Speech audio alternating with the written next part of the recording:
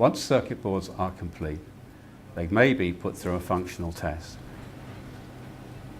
Functional test is where we power up an electronic assembly and test whether it functions according to the client specifications.